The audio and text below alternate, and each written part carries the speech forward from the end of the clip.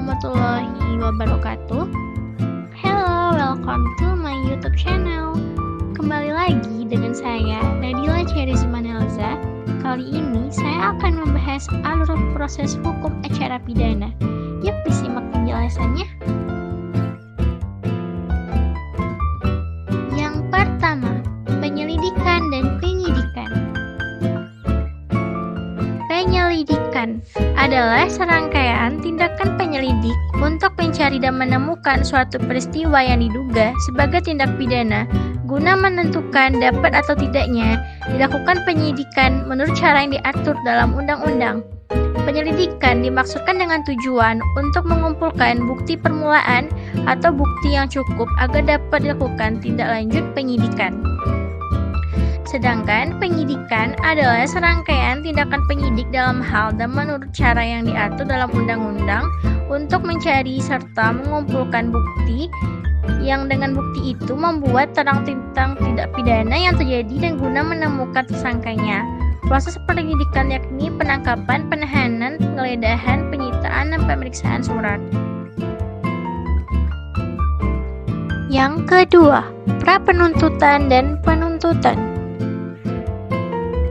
Pra-penuntutan adalah tindakan jaksa untuk memantau perkembangan penyidikan setelah menerima pemberitahuan dimulainya penyidikan dari penyidik, mempelajari atau meneliti kelengkapan berkas perkara hasil penyidikan yang diterima dari penyidik serta memberikan petunjuk guna dilengkapi oleh penyidik untuk dapat menentukan apakah berkas perkara tersebut dapat dilimpahkan atau tidak ke tahap penuntutan.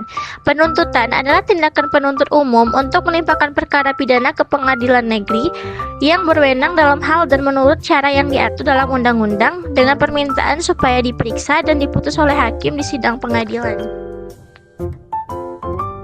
Yang ketiga, pemeriksaan sidang di pengadilan negeri.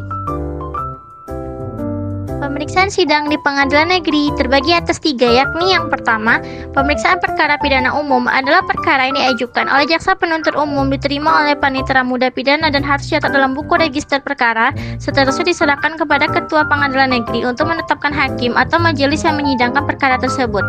Yang kedua, pemeriksaan perkara pidana singkat adalah perkara-perkara pidana yang menurut penuntut umum pembuktian serta penerapan hukumnya mudah dan sifatnya sederhana.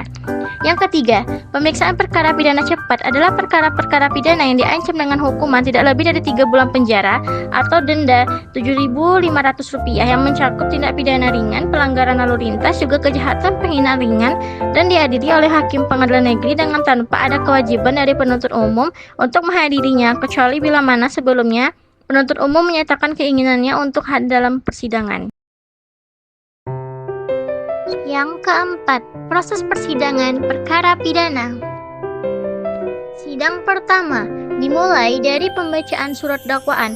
Adalah surat dakwaan yang dibacakan atas permintaan hakim ketua dan dilakukan oleh penuntut umum. Dakwaan berisi penjelasan fakta-fakta perbuatan mengenai tindak pidana yang dilakukan terdakwa serta menjelaskan unsur-unsur yuridis berupa pasal yang dilanggar termasuk deliknya. Surat dakwaan dibuat oleh jaksa sebagai penuntut umum dan menjadi dasar pemeriksaan di sidang pengadilan serta putusan hakim. Setelah surat dakwaan dibacakan, terdakwa akan ditanya apakah sudah mengerti dan akan mengajukan eksepsi. Yang kedua, eksepsi adalah upaya hukum yang dilakukan terdakwa atau penasihat hukumnya untuk menolak tuntutan jaksa penuntut umum atau membela diri dalam proses peradilan pidana dan memberikan hak kepada terdakwa atau penasihat hukum untuk mengajukan keberatan terhadap kewenangan pengadilan atau keabsahan dakwaan. Hakim kemudian mempertimbangkan keberatan tersebut sebelum memutuskan apakah perkara tersebut akan diteruskan atau tidak.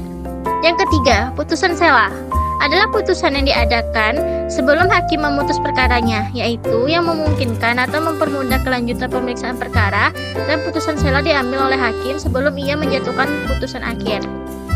Sidang yang kedua dimulai dari pembuktian oleh jaksa penuntut umum adalah upaya untuk menghadirkan alat bukti yang sah dalam persidangan guna membuktikan kebenaran material peristiwa pidana yang terjadi. Pembuktian ini sangat penting untuk menentukan apakah terdakwa bersalah atau tidak. Alat bukti yang sah yakni keterangan saksi, keterangan ahli, surat, petunjuk, dan keterangan terdakwa. Selanjutnya, pemeriksaan terdakwa adalah proses interogasi terhadap terdakwa oleh hakim, jaksa, dan atau pengacara untuk memperoleh keterangan dan bukti yang akurat mengenai kasus yang disidangkan. Sidang yang ketiga Dimulai dari yang pertama, tuntutan jaksa penuntut umum adalah wewenang yang dimiliki oleh penuntut umum atau jaksa penuntut umum. Tuntutan pidana dari penuntut umum dituangkan ke dalam surat tuntutan yang diajukan oleh penuntut umum setelah pemeriksaan di sidang pengadilan dinyatakan selesai. Yang kedua, pledoi pembelaan terdakwa adalah upaya terakhir dari terdakwa dalam membela kebenaran yang diyakininya serta yang diyakini oleh penasihat hukum untuk mempertahankan hak-hak kliennya sesuai dengan bukti yang terungkap dalam persidangan. Pledoi digunakan oleh terdakwa untuk menangkis seluruh gugatan yang dijatuhkan kepadanya. Yang ketiga, replik adalah jawaban penuntut umum atas pledoi terdakwa atau penasihat hukumnya. Replik disampaikan setelah sidang pledoi, sementara duplik adalah jawaban penasihat hukum atau pembelaan terdakwa atas replik penuntut umum. Duplik disampaikan dalam sidang duplik yang dilaksanakan setelah sidang replik.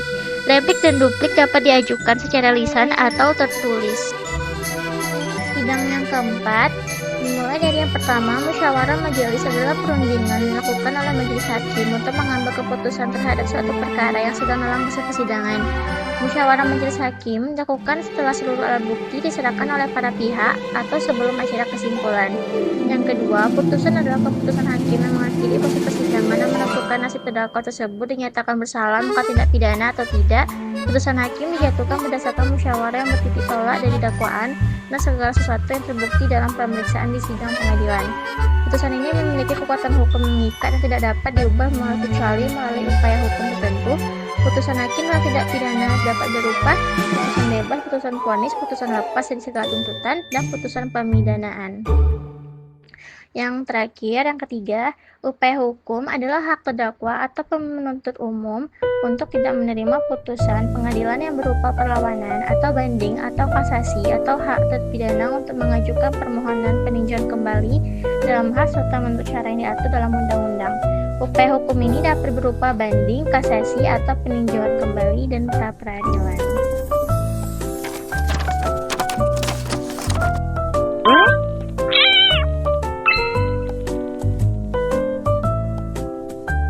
Thanks for watching. Jangan lupa like, comment, and subscribe.